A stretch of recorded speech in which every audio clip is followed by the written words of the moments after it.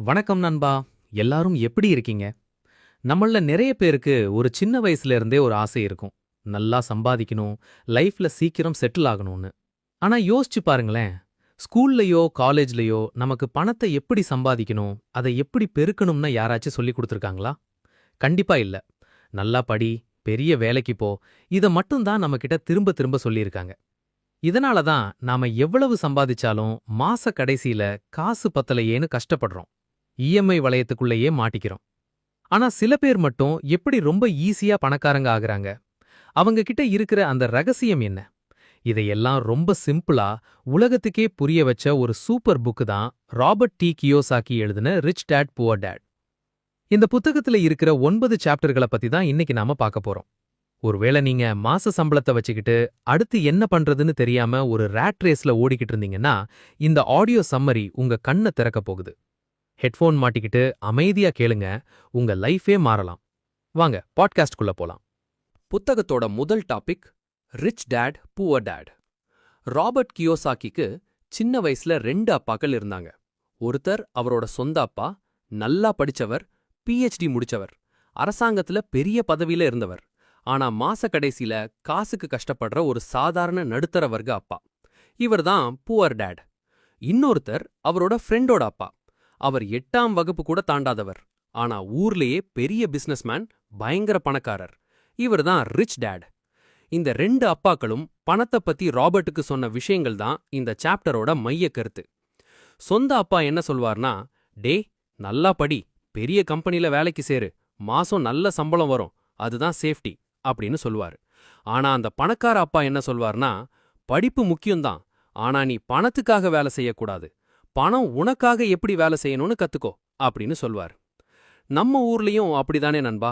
நல்லா படிச்சாதான் நல்ல வேலை கிடைக்கும், அப்பதான் பொண்ணு தருவாங்க, செட்டில் ஆக முடியும்னு சின்ன வயசுல இருந்தே நம்ம மைண்ட்ல ஏத்திருக்காங்க.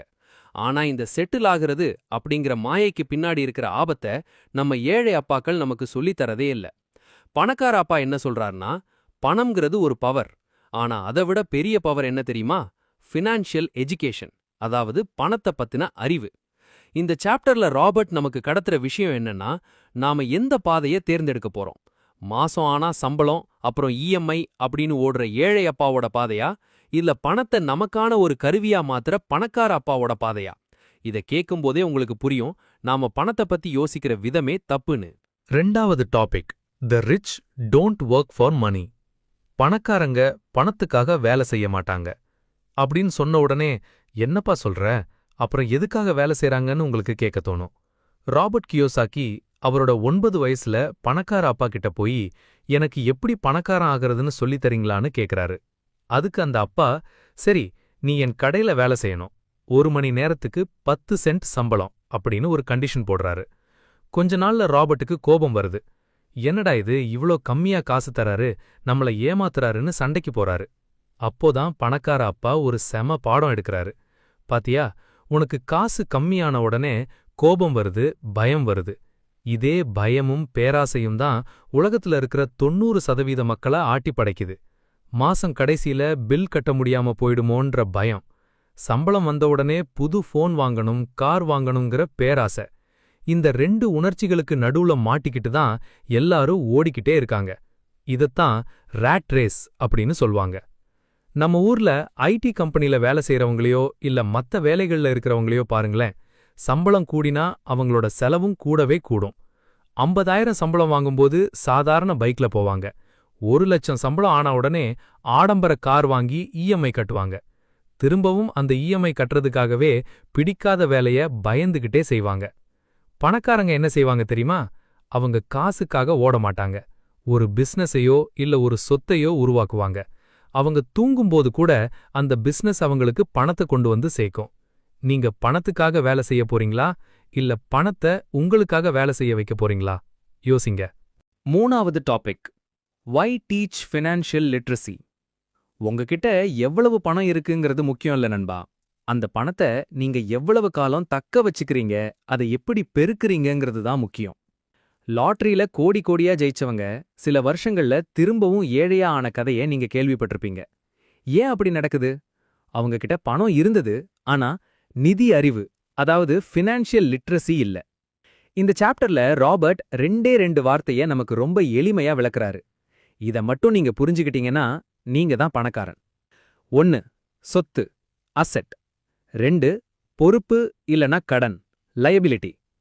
ரொம்ப சிம்பிளா சொல்லணும்னா எது ஒண்ணு உங்க பாக்கெட்டுக்குள்ள பணத்தை கொண்டு வந்து போடுதோ அது அசெட், எது ஒண்ணு உங்க பாக்கெட்ல இருந்து பணத்தை வெளியே எடுத்துட்டு போகுதோ அது லயபிலிட்டி. இப்போ ஒரு உதாரணம் சொல்றேன். நம்ம ஆளுங்க எல்லாரும் கஷ்டப்பட்டு சேர்த்து ஒரு வீடு வாங்குவாங்க. அது அவங்களோட பெரிய சொத்துன்னு நினைப்பாங்க.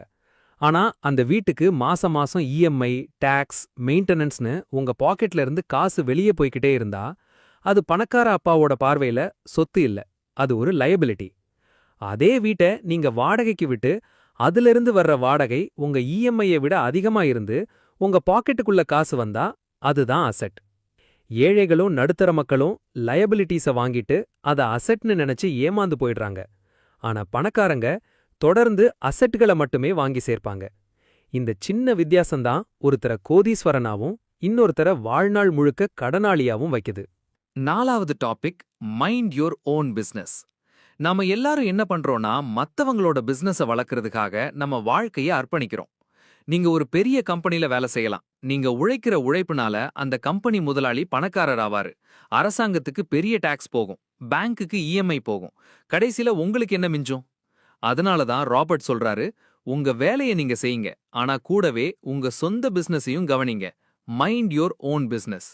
இங்க பிசினஸ் அப்படின்னு அவர் சொல்றது உடனே வேலையை ராஜினாமா பண்ணிட்டு போய் கடை வைக்க சொல்லல. வேலைக்கு போய்கிட்டே உங்க அசெட் காலத்தை பெருக்க ஆரம்பிங்கன்னு சொல்றாரு. ஒரு சுவாரஸ்யமான கதை சொல்றேன் கேளுங்க. மெக்டொனால்ட்ஸ் நிறுவனரோட ரே கிராக் ஒரு காலேஜ்ல பேசும்போது மாணவர்கள் கிட்ட ஒரு கேள்வி கேட்டாராம். நான் என்ன பிசினஸ் பண்றேன்னு உங்களுக்கு தெரியுமா அப்படின்னு. எல்லாரும் சிரிச்சுக்கிட்டே, என்ன சார் காமெடி பண்றீங்க, நீங்க பர்கர் விக்கிறீங்கன்னு சொன்னாங்களாம். அதுக்கு ரே கிராக் சொன்னாராம், இல்ல, என் பிசினஸ் பர்கர் இல்ல, என் பிசினஸ் ரியல் எஸ்டேட். உலகத்துல விக்கிற ஒவ்வொரு மெக்டொனால்ட்ஸ் பர்கர் கடைக்கு பின்னாலையும் அந்த இடம் அவங்களோட சொந்த இடமா இருக்கும். பர்கர் விக்கிறத விட அந்த இடத்தோட மதிப்பு பல மடங்கு அதிகம். இதத்தான் மைண்ட் யோர் ஓன் பிசினஸ்னு சொல்றாங்க. உங்க வேலை உங்களுக்கு சம்பளத்தை தரும், ஆனா நீங்க உருவாக்குற asset, share market, real estate, royalty தான் உங்களை நிஜமான பணக்காரனா மாத்தும். 5வது topic, the history of taxes and the power of corporations. நம்ம ஊர்ல ஒரு பழமொழி சொல்லுவாங்க, ஏழை ஏழையாகிறான், பணக்காரன் பணக்காரனாகிறான்னு. அதுக்கு மிக முக்கிய காரணம் இந்த டாக்ஸ் தான் அப்படின்னு ராபர்ட் உடைச்சு பேசுறாரு. ஆரம்ப காலத்துல இங்கிலாந்துலயும் அமெரிக்காலையும் பணக்காரங்க கிட்ட இருந்து மட்டும்தான் வரி வசூலிச்சாங்க. ஏழைகளுக்கு உதவி செய்யத்தான் இந்த வரி உரை கொண்டு வரப்பட்டது. ஆனா காலப்போக்குல அது அப்படியே தலைகீழா மாறி இன்னைக்கு நடுத்தர மக்களும் ஏழைகளும் தான் அதிக வரிய செலுத்துறாங்க. இங்க தான் பணக்காரங்க கார்ப்பரேஷன் அப்படிங்கிற ஒரு சூப்பர் ஆயுதத்தை பயன்படுத்துறாங்க. கார்ப்பரேஷன்னா ஏதோ பெரிய பில்டிங்னு நினைக்காதீங்க. அது வெறும் ஒரு சட்டபூர்வமான காகிதம், லீகல் டாக்குமெண்ட். ஒரு சாதாரண சம்பளக்காரர் எப்படி இயங்குறாருன்னா, வேலை செய்றாரு, டாக்ஸ் கட்டுறாரு, மீதி காசை வச்சு செலவு செய்றாரு. ஆனா ஒரு பணக்காரரோட கார்ப்பரேஷன் எப்படி இயங்குது தெரியுமா? சம்பாதிக்குது, பிசினஸ் பேர்ல எல்லா செலவையும் செய்யுது, கடைசியா மிச்சமிருக்க காசுக்கு மட்டும்தான் டாக்ஸ் கட்டுது. கார்ப்பரேஷன் மூலமா அவங்க கார், சாப்பாடு, டிராவல் எல்லாத்தையும் பிசினஸ் செலவா காட்டி டாக்ஸ ரொம்பவே மிச்சப்படுத்துறாங்க. சட்டம் எல்லாருக்கும் பொதுவானதுதான் நண்பா. ஆனா பணக்காரங்க அந்த சட்டத்தை எப்படி தங்களுக்கு சாதகமா பயன்படுத்திக்கணும்னு ஃபினான்ஷியல் லீகல் நாலேஜ் வச்சிருக்காங்க. இந்த ரகசியத்தை நீங்க தெரிஞ்சுக்கிட்டா அரசாங்கத்துக்கு தேவையில்லாம வாரி வழங்குறத நிறுத்தலாம். 6வது டாபிக், தி ரிச் இன்வென்ட் மணி. நமக்கு ஒரு கஷ்டம்னா உடனே ஐயோ காசில்லையே என்ன பண்றதுன்னு புலம்புவோம். ஆனா பணக்காரங்க பணத்தை உருவாக்குவாங்க. தி ரிச் இன்வென்ட் மணி. அப்படின்னா என்ன? அவங்க கள்ள நோட்டு அடிக்கிறாங்களா? இல்ல நண்பா, அவங்க தங்களோட மூளைய பயன்படுத்தி வாய்ப்புகளை உருவாக்குறாங்க. நம்ம எல்லாருக்குமே உள்ளுக்குள்ள ஒரு பயம் இருக்கும், ஏதாச்சும் புதுசா பண்ண போய் தோத்துட்டா என்ன பண்றதுன்னு. ரோபர்ட் என்ன சொல்றாருன்னா, உண்மையான உலகத்துல வெறும் படிச்சவங்க மட்டும் ஜெயிக்கிறதில்ல, தைரியம் இருக்கிறவங்க தான் ஜெயிக்கிறாங்க. ஒரு சூப்பர் உதாரணம் சொல்றாரு. ஒரு முறை பயங்கரமான பொருளாதார வீழ்ச்சி ஏற்பட்டப்போ ஒரு நல்ல அபார்ட்மெண்ட் வெறும் $40,000 விலைக்கு வருது. ஆனா எல்லாரும் பயந்து போய் வாங்காம இருக்காங்க. ரோபர்ட் கிட்ட அப்போ கையில காசு இல்ல. ஆனா அவர் என்ன பண்ணாரு தெரியுமா? அந்த வீட்டோட ஓனர் கிட்ட பேசி ஒரு அக்ரிமெண்ட் போட்டு தன்னோட ஃப்ரெண்ட்ஸ் கிட்ட இருந்து கொஞ்சம் கடன் வாங்கி அந்த வீட்ட வாங்கி உடனே $60,000க்கு இன்னொருத்தருக்கு வித்துட்டாரு. நடுவுல எந்த முதலீடும் இல்லாம வெறும் அவரோட ஃபினான்ஷியல் நாலேஜ் மூலமா சில மணி நேரத்துல $20,000 சம்பாதிச்சாரு. பணங்கிறது நிஜமாவே ஒரு காகிதம் தான் நண்பா. நாம எப்போ அத ஒரு மாயைன்னு புரிஞ்சுகிட்டு நம்ம மூளைய முதலீடா போடுறோமோ அப்போ நமக்கும் பணம் செய்யற வித்த தெரிஞ்சிரும்.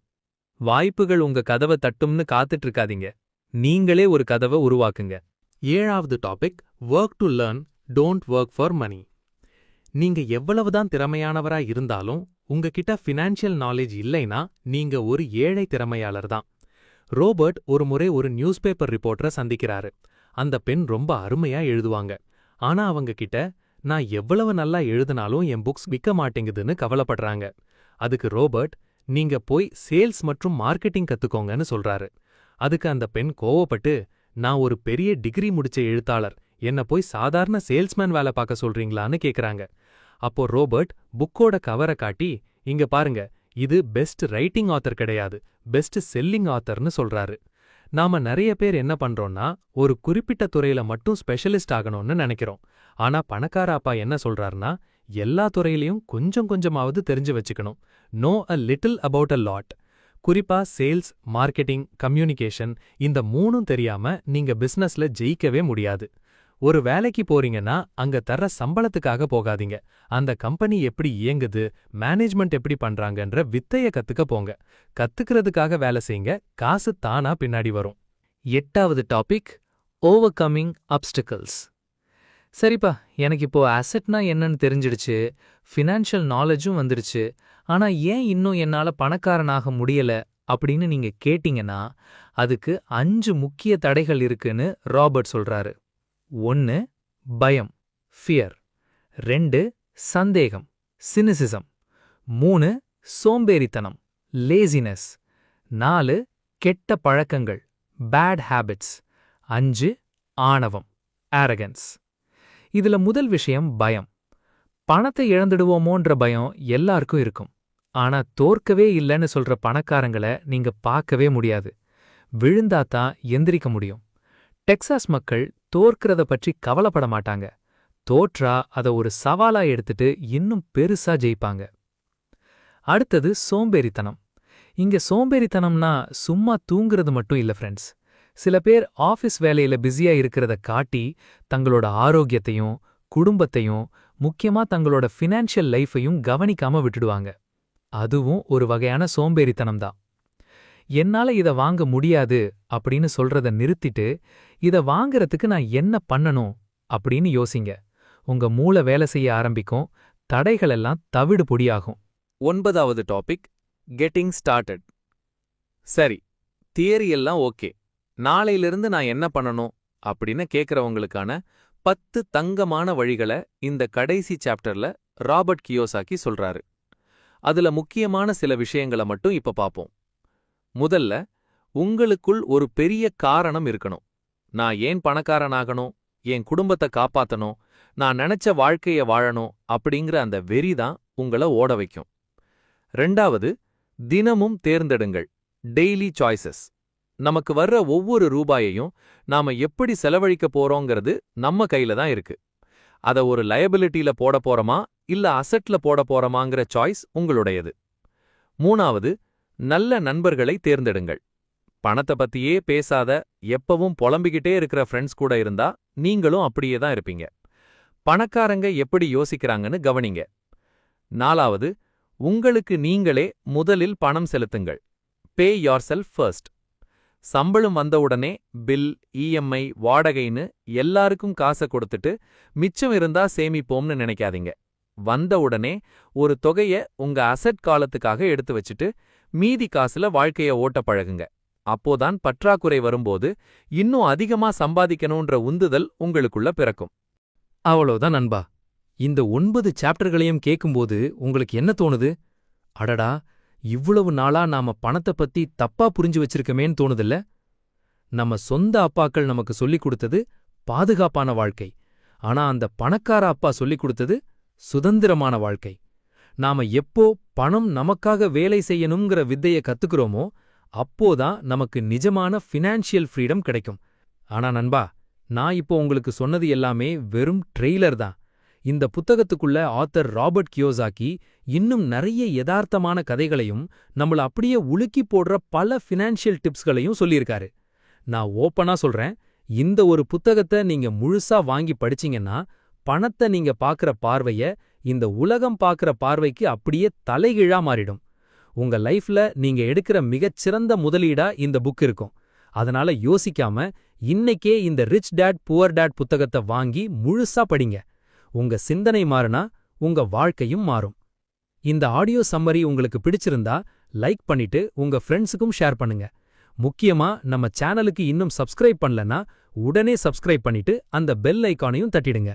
அடுத்து ஒரு சூப்பர் புத்தகத்தோட சம்மரியில உங்களை வந்து பார்க்கறேன்.